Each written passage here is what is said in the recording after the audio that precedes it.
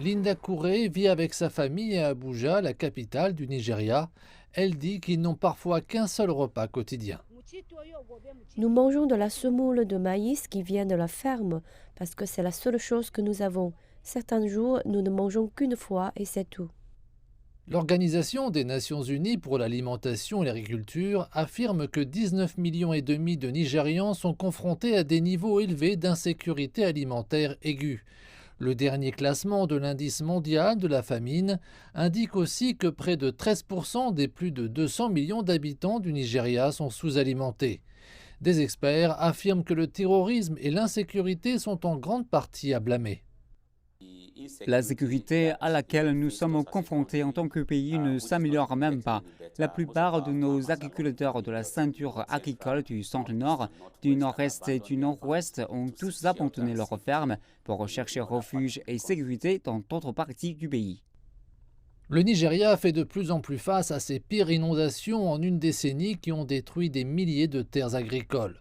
Le gouvernement attribue les inondations au rejet d'eau du barrage de Lagdo au Cameroun, ce qui aurait entraîné un débordement des fleuves Niger et Benoué.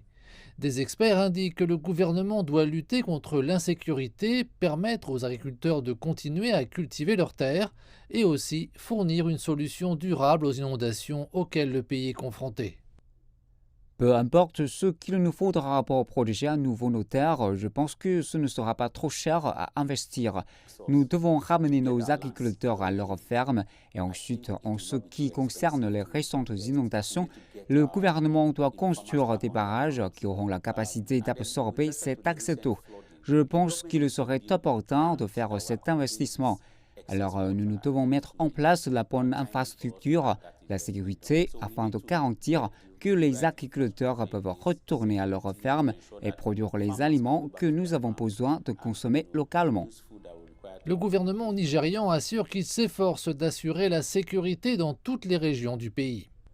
Au mois d'août, l'armée de l'air nigériane a lancé une offensive baptisée Opération sans pitié contre les groupes armés du pays. Le gouvernement a aussi déclaré qu'il tiendrait des pourparlers avec les autorités camerounaises le mois prochain sur l'ouverture périodique de son barrage de Lagdo dans le cadre des efforts visant à faire face à la crise des inondations. Mais jusque-là, les Nigérians comme Linda devront continuer à survivre avec le peu de nourriture qu'ils peuvent trouver.